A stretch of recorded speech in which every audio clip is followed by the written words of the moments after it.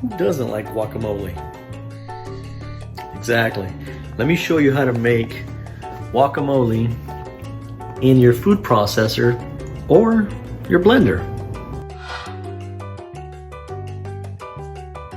Start with 2 avocados, peel and throw them in your processor.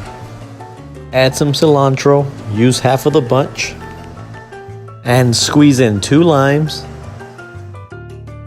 half a teaspoon of sea salt. If you like it salty, add some more salt. It's your choice. Half teaspoon of chili powder, half teaspoon of minced garlic. Add about half a cup of water, chop, and puree. Don't forget to subscribe and hit the bell button to be notified.